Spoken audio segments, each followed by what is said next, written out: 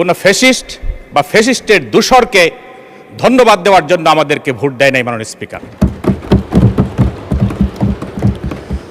যদি ফ্যাসিস্ট প্রেসিডেন্টকে ধন্যবাদ দিতে হয়, চুপ্পু সাহেবকে যদি আমরা ধন্যবাদ দিতে পারি, তাহলে শেখ হাসিনাকে ধন্যবাদ দিতে অসুবিধা কোথায় মাননীয় স্পিকার? আলোচনায় অংশগ্রহণ করবেন নেত্রকোনা 5 আসন থেকে নির্বাচিত মাননীয় সদস্য জনাব মাসুম মুস্তফা।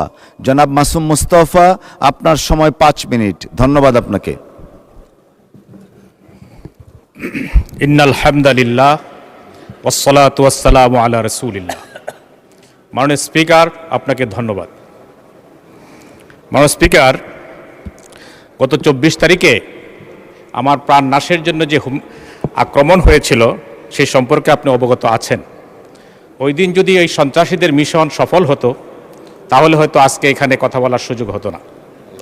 আল্লাহর মেহেরবানিতে আল্লাহ তাদের ষড়যন্ত্রকে ব্যর্থ করে দিয়েছেন, এজন্য আল্লাহর শুকরিয়া জ্ঞাপন করছি, আলহামদুলিল্লাহ। এই ঘটনার প্রেক্ষিতে আপনি নিন্দা জানিয়েছেন। জেলা বিএনপির সম্মানিত সভাপতি মাননীয় এমপি ডক্টর আনোয়ার হোসেন সাহেব, জেলা বিএনপির সম্মানিত সেক্রেটারি মাননীয় এমপি রফিক হোসেন হেলালজি সাহেব নিন্দা জানিয়েছেন, আমাকে ফোন করে সমবেদনা জানিয়েছেন। এজন্য আপনাদের সকলের প্রতি আমি কৃতজ্ঞতা জানাই। মাননীয় স্পিকার, যে বিষয়ের উপর বক্তব্য দিতে হচ্ছে, আপনার ডান পাশে বাম পাশে আমরা যারা আছি, জনগণের ভোটে নির্বাচিত হয়ে এসেছি। জনগণ কোনো ফ্যাসিস্ট বা ফ্যাসিস্টের দূষরকে ধন্যবাদ দেওয়ার জন্য আমাদেরকে ভোট দেয় নাই মাননীয় স্পিকার। যদি ফ্যাসিস্ট প্রেসিডেন্টকে ধন্যবাদ দিতে হয়, চুপ্পু সাহেবকে যদি আমরা ধন্যবাদ দিতে পারি, তাহলে শেখ হাসিনাকে ধন্যবাদ দিতে অসুবিধা কোথায় মাননীয় স্পিকার? মাননীয় স্পিকার, যদি আমি বিশ্বাস করি, যদি আপসহীন নেত্রী বেগম খালেদা জিয়া এই সংসদে থাকতেন, আমি বিশ্বাস করি তিনি এই চুপ্পু সাহেবকে এই সংসদে বক্তৃতা দেওয়ার সুযোগ দিতেন না মাননীয় স্পিকার। আজকে এই আপনার সন্ত্রাসীদের দূষর, ফ্যাসিজমের দূষর প্রেসিডেন্টকে বক্তব্য দেওয়ার সুযোগ দিয়ে তার সঙ্গে বিএনপি আপসহীন নেত্রীর দল আজকে আপসকামী দলে পরিণত হয়েছে মাননীয় স্পিকার। মাননীয় স্পিকার, আজকে সংবিধানের সেই 72-এর সংবিধানের দোহাই দেওয়া হচ্ছে, অথচ এদেশের আপসহীন নেত্রী তিনি বলেছিলেন যে 72-এর সংবিধান জনগণের সরকার যেদিন কায়েম হবে তাকে ছুঁড়ে ফেলে দেওয়া হবে মাননীয় স্পিকার। ট্রেজারি বেঞ্চ থেকে আমাদের এক কলিগ বলেছেন যে 72-এর সংবিধান 71-এর পরাজয়ের দলিল, কিন্তু দেশের মানুষ মনে করে 72-এর সংবিধান বাকশাল কায়েমের দলিল, ফ্যাসিজম কায়েমের দলিল মাননীয় স্পিকার। মাননীয় স্পিকার, আজকে জুলাই সনদ নিয়ে ট্রেজারি বেঞ্চ থেকে বক্তব্য দেওয়া হচ্ছে যে জুলাই সনদের প্রতিটা অক্ষর, প্রতিটা বর্ণ বাস্তবায়ন করা হবে। দেশের মানুষ মনে করে এর মধ্যে একটি শুভঙ্করের ফাঁকি রয়েছে মাননীয় স্পিকার। জুলাই সনদে নোট অফ ডিসেন্ট দিয়ে তার গুরুত্বপূর্ণ অঙ্গগুলোকে কেটে ফেলে দেওয়া হয়েছে, আর তার গুরুত্বপূর্ণ অঙ্গগুলোকে কেটে ফেলে দিয়ে এই জুলাই সনদ বাস্তবায়নের দ্বারা জনগণের আকাঙ্ক্ষা প্রতিফলিত হবে না মাননীয় স্পিকার। মাননীয় স্পিকার, আজকে দেশের মানুষ মনে করে আমাদের মাননীয় প্রধানমন্ত্রী, ওনার বিরুদ্ধে ষড়যন্ত্র চলছে। আমরা দেশনেত্রীকে যেমন ভালোবাসি, ওনার সুযোগ্য সন্তান মাননীয় প্রধানমন্ত্রীকেও আমরা ভালোবাসি।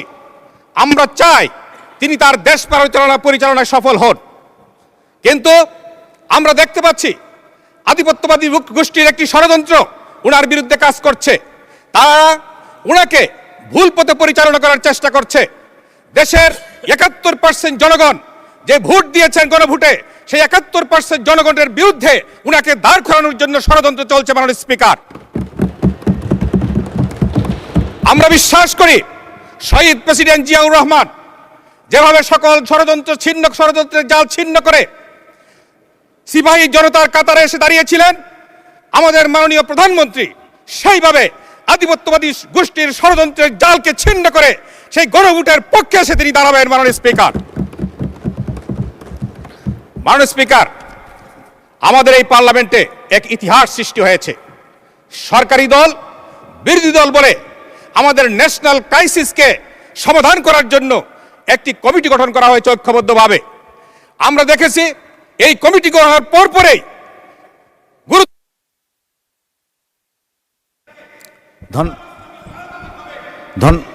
ধন্যবাদ মাননীয় সদস্য, আপনার বক্তব্য তো সমাপ্ত হয়েছে। আচ্ছা জি, একটু ধৈর্য ধরেন, আপনাকে আর 2 মিনিট সময় বাড়ানো হলো। ধন্যবাদ, 2 মিনিটস। মাননীয় স্পিকার, আমি আপনার এলাকার কথাও বলতে চাই। মাননীয় স্পিকার, আমি আমার এলাকায় আগে আমার পূর্বধলায় পৌরসভা ছিল, ফ্যাসিস্ট আমলে সেই পৌরসভাকে বাতিল করা হয়েছে। আমি এই পৌরসভা আবার পুনঃপ্রতিষ্ঠা চাই। মাননীয় স্পিকার, পূর্বধলায় পূর্ব নেত্রকোনার প্রবেশদ্বার হচ্ছে শ্যামগঞ্জ।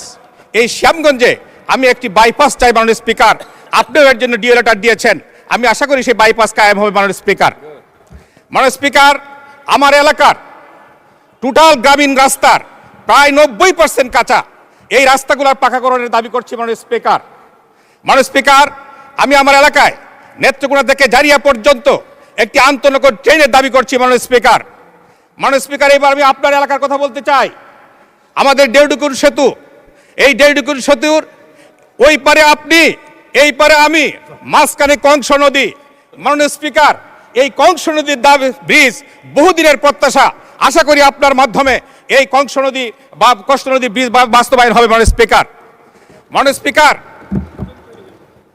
স্পিকার, আমি আপনার মাধ্যমে চাই আপনার মাধ্যমে জারিয়া থেকে দুর্গাপুর হয়ে কলমাপান্তা পর্যন্ত রেল লাইন এক্সটেনশন হবে। মাননীয় স্পিকার, এই জন্য আপনার মাধ্যমে মাননীয় মন্ত্রীর কাছে দাবি জানাচ্ছি। মাননীয় স্পিকার, আরেকটি গুরুত্বপূর্ণ বিষয়, আপনার এলাকায় সমস্বরী নদীর যে বালি, সেই বালি উত্তোলন বন্ধ হয়ে যাওয়ার কারণে হাজার হাজার শ্রমিক বেকার হয়ে গিয়েছে। মাননীয় স্পিকার, সেই বালি উত্তোলনের মাধ্যমে শ্রমিকদের কর্মসংস্থান হবে এবং আমাদের দেশের ডেভেলপমেন্ট ত্বরান্বিত হবে। মাননীয় স্পিকার, তাই জন্য সেই বালি উত্তোলনের জন্য, সেই সহযোগিতার জন্য আপনার মাধ্যমে সহযোগিতা চাচ্ছি। মাননীয় স্পিকার, আমি আপনাকে ধন্যবাদ জানাই।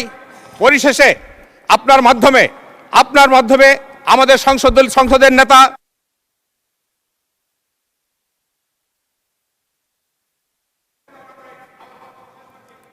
ধন্যবাদ মাননীয় সদস্য,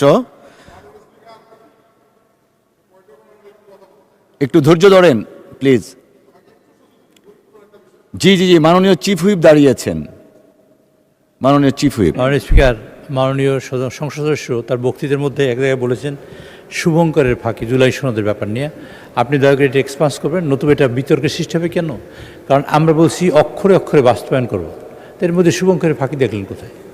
আমরা এটা বাস্তবায়ন করব না, আমরা বলছি করব, তা সেখানে তো শুভঙ্করের ফাঁকি কোনো সুযোগ নেই। আমরা শুভঙ্করের ফাঁকি দিতেও চাই না। আর ওখানে লেখাই আছে যারা ম্যান্ডেট প্রাপ্ত হবে সেখানেই তারাই বাস্তবায়ন করবে। আচ্ছা, সেইটা কোথায় কোথায় ফাঁকি আপনারা বললেন। আমরা বলছি সংবিধান সংশোধন হবে, সেই ক্ষেত্রে আমরা ওনাদের আহ্বান করছি যে আমরা ঐক্যবদ্ধভাবে, যেমন আমরা ঐক্যবদ্ধভাবে এই উদ্ভূত পরিস্থিতি তেল এবং গ্যাসে হয়েছে, আমরা সমাধান করার চেষ্টা করছি। একই পদ্ধতিতে আমরা জুলাই সনদ যাতে বাস্তবায়ন হয়, তাতেও আমরা ওনাদের সহযোগিতায় আমরা সহযোগিতা প্রস্তুত। এবং আমরা চাই ঐক্যবদ্ধভাবে এই দেশটাকে গণতন্ত্রকে সামনে নিয়ে যেতে, ঐক্যবদ্ধভাবে এই দেশটার গণতন্ত্র বিল্ড আপ করতে, ঐক্যবদ্ধভাবে এই দেশের যে মানুষ যে আকাঙ্ক্ষা নিয়ে জুলাই বিপ্লব করেছে সে আকাঙ্ক্ষাকে ধারণ করে সেটা বাস্তবায়ন করতে। কাজে এখানে শুভঙ্করের ফাঁকি দেওয়ার কোনো সুযোগ নেই। আমি এক্সপান্স করার জন্য অনুরোধ করছি। ধন্যবাদ মাননীয় স্পিকার। ধন্যবাদ মাননীয় সদস্য।